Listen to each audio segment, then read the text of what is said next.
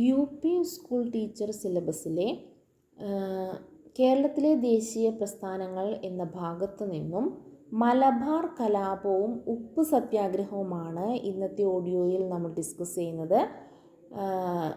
First one, Malabar കലാപം. മലബാർ കലാപം നടന്നത് 1921 മലബാർ കലാപം നടന്ന കാലഘട്ടമാണ് 19-ാം നൂറ്റാണ്ട്. മലബാർ കലാപങ്ങൾക്ക് നേതൃത്വം കൊടുത്തത് പാട്ടക്കുടിയാന്മാരായ മാപ്പിളമാരാണ്. മാപ്പിള കലാപം എന്നും അറിയപ്പെടുന്നത് മലബാർ കലാപമാണ്.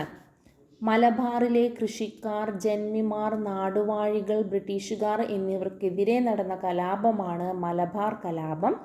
കലാപത്തെക്കുറിച്ച് അന്വേഷിക്കാൻ നിയോഗിച്ച കമ്മീഷനാണ് ലോഗൻ കമ്മീഷൻ. ഇമ്പോർട്ടൻ്റ് ആണ്. മലബാർ കലാപത്തെക്കുറിച്ച് അന്വേഷിക്കാൻ നിയോഗിച്ച കമ്മീഷനാണ് ലോഗൻ കമ്മീഷൻ. മലബാർ കുടിയാന്മ നിയമം നടപ്പിലാക്കിയ വർഷമാണ് 1929. മലബാർ കുടിയാന്മ നിയമം 1929 ഈ നിയമത്തിന് ശുപാർശ ചെയ്ത കമ്മീഷൻ ലോഗൻ കമ്മീഷനാണ്. ഖിലാഫത്ത് സമരവുമായി ബന്ധപ്പെട്ട് കേരളത്തിൽ നടന്ന കലാപമാണ് ഏത്? മലബാർ കലാപം. കലാപം ആരംഭിച്ചത് 1921 മലബാറിലാണ്. പ്രധാന കേന്ദ്രം തിരൂരങ്ങാടി ആയിരുന്നു. ലഹളയുടെ താൽക്കാലിക വിജയത്തിന് ശേഷം ഭരണാധിപനായി അവരോധിക്കപ്പെട്ടത് അലി മുസ്ലിയാരെയാണ്. കലാപങ്ങളെക്കുറിച്ച് അന്വേഷണം നടത്തിയത് TN സ്ട്രെയിഞ്ച് ആണ്. അപ്പോൾ കലാപത്തെക്കുറിച്ച് അന്വേഷിക്കാൻ നിയോഗിച്ച കമ്മീഷൻ ലോഗൻ കമ്മീഷനും കലാപങ്ങളെക്കുറിച്ച് അന്വേഷണം നടത്തിയത് TN സ്ട്രെയിഞ്ചുമാണ്. പണ്ടാരം വകഭൂമി എന്നറിയപ്പെടുന്നത് സർക്കാർ ഭൂമിയാണ്. പണ്ടാരം വകഭൂമിയിലെ കുടിയാന്മാർക്ക് അവർ കൃഷി ചെയ്യുന്ന ഭൂമി സ്വന്തമായി നൽകിക്കൊണ്ടുള്ള സുപ്രധാന വിളംബരമാണ് പണ്ടാരപ്പാട്ട വിളംബരം. ഈ പണ്ടാരപ്പാട്ട വിളംബരം നടന്നത് 1865. മലബാർ കുടിയാന്മ നിയമം നടപ്പിലാക്കിയത് 1929. പണ്ടാരപ്പാട്ട വിളംബരം 1865.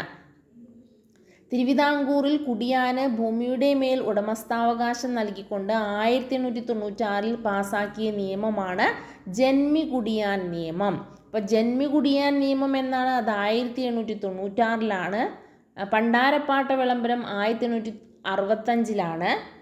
മലബാർ കുടിയാന്മ നിയമം 1929. കൊച്ചി കുടിയാന്മ നിയമം നിലവിൽ വന്നത് 1914. ലഹളയ്ക്ക് പെട്ടെന്നുള്ള കാരണം ഖിലാഫത്ത് കമ്മിറ്റി സെക്രട്ടറി ആയിരുന്ന വടക്കേ വീട്ടിൽ മുഹമ്മദിനെ അറസ്റ്റ് ചെയ്യാൻ ശ്രമിച്ചതാണ് മലബാർ കലാപത്തിന് പെട്ടെന്നുള്ള കാരണം. പ്രധാന നേതാക്കൾ ആരൊക്കെയായിരുന്നു? വാരിയംകുന്നത്ത് കുഞ്ഞഹമ്മദ് ഹാജി, കോയ തങ്ങൾ, അലി മുസ്ലിയാർ എന്നിവരായിരുന്നു മലബാർ കലാപത്തിൻ്റെ പ്രധാന നേതാക്കൾ. പൂക്കോട്ടൂർ യുദ്ധം എന്നും അറിയപ്പെടുന്നത് മലബാർ കലാപമാണ്.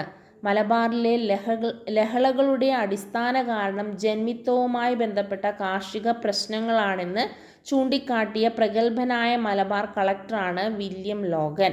മലബാർ മാന്വൽ രചിച്ചത് ആരാണ്? മലബാർ മാന്വൽ രചിച്ചത് വില്യം ലോഗനാണ്. അടുത്തത് ഉപ്പ് സത്യാഗ്രഹം. കേരളത്തിലെ ഉപ്പ് സത്യാഗ്രഹ കേന്ദ്രങ്ങളാണ് കണ്ണൂർ ജില്ലയിലെ പയ്യന്നൂർ, കോഴിക്കോട് ജില്ലയിലെ ബേപ്പൂർ എന്നിവ. കേരളത്തിൽ നേതൃത്വം നൽകിയത് K കേളപ്പനാണ്. ഉപ്പ് സത്യാഗ്രഹത്തിന് കേരളത്തിൽ നേതൃത്വം നൽകിയത് K കേളപ്പനാണ്. K കേളപ്പൻ അറിയപ്പെടുന്നത് കേരള ഗാന്ധി എന്നാണ്.